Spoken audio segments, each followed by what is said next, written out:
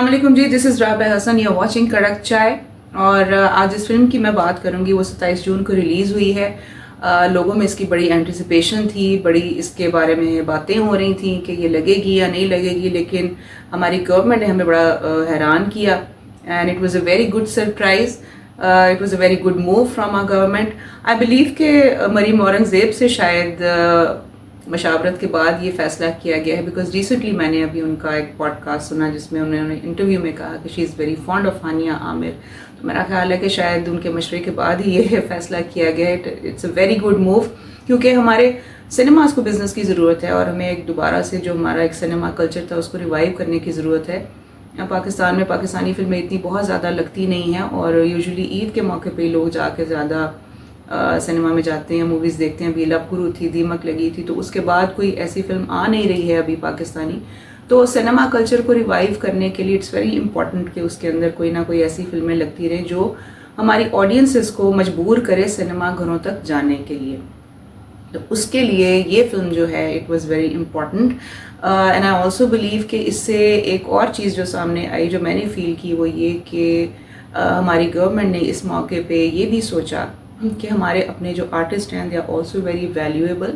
और film making जो है, क्योंकि वो किसी एक इंसान का काम नहीं है, और जो भी सिचुएशंस होती हैं दो मुल्कों के दरमियान, कोई अगर कोई कन्फ्लिक्ट आता है या कोई भी जो भी सिचुएशन इस तरह की टेंशन वाली जो क्रिएट हो जाती है, उसमें उन आर्टिस्ट का कोई कसूर नहीं होता। तो उनको उनकी मेहनत को, उनकी कारकर्दगी को डिसओन करना या किसी भी तरह से उसको निगलेक्ट करना या उसको इग्नोर करना is not right. So I think it was a very good move. तो हम चलते हैं अपने सेगमेंट सीन बाय सीन की तरफ, जिसमें हम डिस्कस करते हैं मूवीज़ को।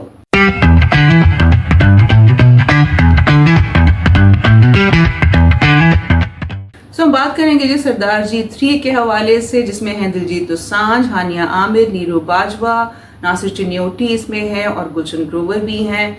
It's a horror comedy, romantic horror comedy. इसे लिखा है धीरज रतन ने और डायरेक्ट किया है अमर हंदल ने। और ये एक सीरीज़ है फिल्मों की, जो इसका पहला पार्ट जो है वो आया था 2015 में, सरदार जी 1।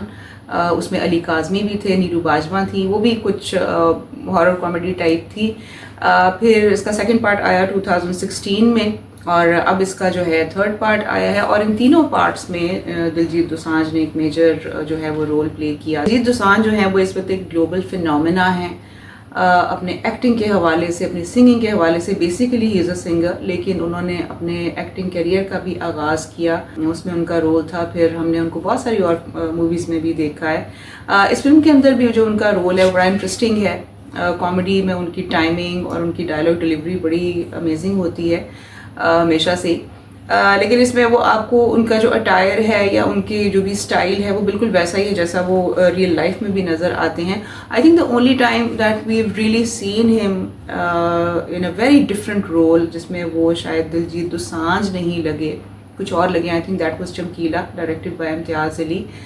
उसके अलावा जितनी मूवीज़ उन्होंने की हैं मोस्टली उसमें वो जिस तरह रियल लाइफ में आते हैं उसी तरह से वो आपको मूवी में भी नज़र आते हैं। लेकिन द थिंग इज़ कि उनका जो ऑरा है, जो उनकी पर्सनालिटी है और जिस पोजीशन पे वो हैं इस वक्त अपने कैरियर के हवाले से as a star, I think अब सिर्फ उनको बड़ी स्क्रीन पे देख लेना ही काफ़ी होता है।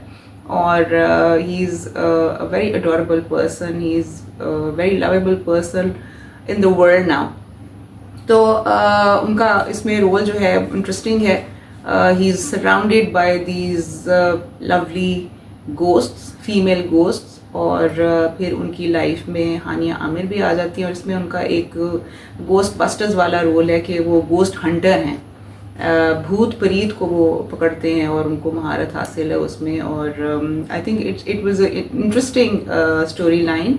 बेसिकली मुझे दिलजीत दोसांझ बहुत पसंद हैं, ना सिर्फ उनकी जो अगर मैं उनके कैरियर के हवाले से देखूं, सिर्फ उस हवाले से नहीं जो उनके गाने हैं या उनकी एक्टिंग, बट जो पर्सनालिटी है उनकी रियल लाइफ में भी, जिस तरह का उनका ऑरा है, is very humble, is very down to earth. और जिस तरीके से वो अपनी ज़बान को और अपने पंजाबियत को जिस तरह से वो ऑन करते हैं और जिस तरह से वो ग्लोबल प्लेटफॉर्म पे उसको कॉन्फिडेंस के साथ लेके जाते हैं, that is beautiful. I think he is a great inspiration for so many of us कि किस तरह से आप अपनी लैंग्वेज को और अपने एक मादरी ज़बान को, आप अपने लैंड को, अपने कल्चर को आप किस तरह से ग्लोबल रिकग्निशन दे सकते हैं और किस तरह से ओन कर सकते हैं without feeling inferior and without any hesitation. फिर इसमें हानिया आमिर की अगर मैं बात करूं तो उनका रोल जो है वो बड़ा मेजर रोल है, it's a lead role, she is not just a filler. मेरा ख्याल ये था कि शायद छोटा सा रोल उनको दिया होगा, लेकिन ऐसी बिल्कुल बात नहीं है। और दूसरी जो मज़ेदार बात है वो ये कि जिस डायलेक्ट में पंजाबी उन्होंने बोली है वो बिल्कुल वही डायलेक्ट है जिसमें इंडियन पंजाबी या सिख जिस तरह से बात करते हैं वो शी अडाप्टेड एफर्टलेसली, और बहुत ही अच्छी उनकी परफॉर्मेंस है फिल्म के अंदर। She is a very confident person also in real life also, तो वही जो है उनकी एक्टिंग में भी वो रिफ्लेक्ट करता है। And I believe she is a very good learner. जिस तरीके से उन्होंने परफॉर्म किया, जिस तरीके से पंजाबी उन्होंने बोली, आप जाके देखें, आपको बड़ा मजा आएगा। ਇਹ ਸਭ ਕਿਹਦੇ ਲਈ ਫਿਰ? ऑब्वियसली चुड़ैला वास्ते। ਮਤਲਬ ਚੁੜੈਲਾਂ ਤੈਨੂੰ ਮੇਰੇ ਨਾਲੋਂ ਜ਼ਿਆਦਾ ਪਿਆਰੀਆਂ ਨੇ? ਜੰਗਲ 'ਚ ਮछली लभोगे ਤੇ ਕਿਵੇਂ ਕੰਮ ਬਣੂਗਾ? उस्ताद लोग तो पंजाब च बैठे हैं। और उनके जो कॉस्ट्यूम्स भी हैं वो भी उनके कैरेक्टर के मुताबिक बड़े they were perfect according to her role, according to her character, and it was fun watching her on screen. प्यारी भी बहुत वो लग रही हैं and she is performed really well.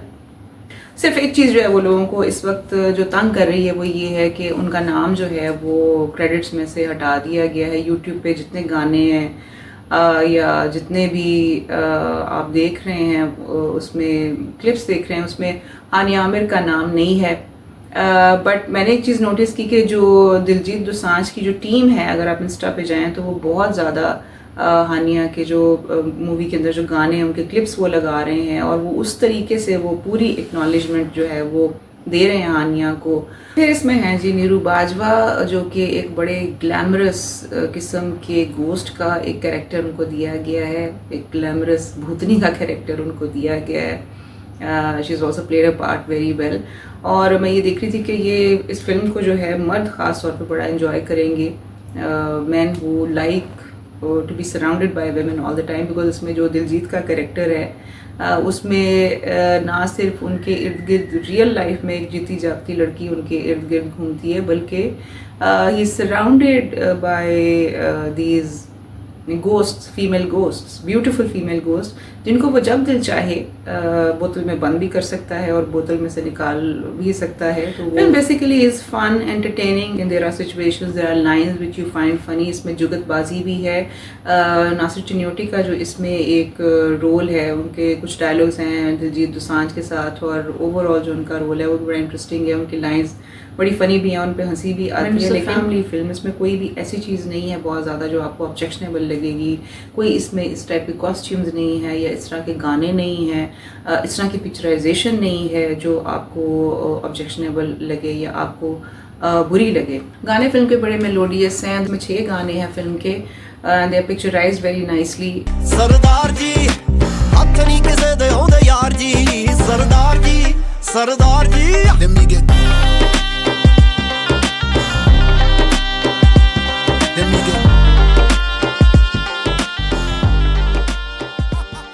और फिर इसमें गुलशन ग्रोवर भी हैं जिन्होंने एक विलन का एक जो कैरेक्टर है वो प्ले किया है। गुलशन ग्रोवर भी जो है वो बॉलीवुड के एक बड़े टॉप क्लास विलन जो हैं वो रह चुके हुए हैं और बड़े अरसे के बाद उनको देखा है इस फिल्म के अंदर। Production value is on point और इसमें CGI का जहाँ जहाँ ज़रूरत थी वहाँ पे यूज़ की गई है। उसके अलावा मतलब कोई अननेसेसरी तौर पे फिल्म के अंदर उसको नहीं यूज़ किया गया, and it's also done really well. ये फिल्म अभी इंडिया में रिलीज़ नहीं हुई, वहाँ पे तो बैन है, बट ओवरसीज़ इस फिल्म ने बहुत अच्छा बिजनेस किया है और पाकिस्तान में भी इसको बहुत अच्छी ओपनिंग मिली है। हमारी ऑडियंस ने बहुत अच्छी रिस्पांस दी है इस फिल्म को। जो लोग हानिया आमिर के फ़ैन हैं, जो लोग दिलजीत दोसांझ को पसंद करते हैं, ज़्यादातर बल्कि इस फिल्म को अगर मैं ये कहूँ कि people are not going to watch it because it's series के एक सरदार जी की एक तीसरी जो है वो एक तीसरा पार्ट जो है वो आ रहा है, उसको लेकर के नहीं लोग इसको देखने जा रहे, but they are going to watch Hania Aamir and Diljit Dosanjh.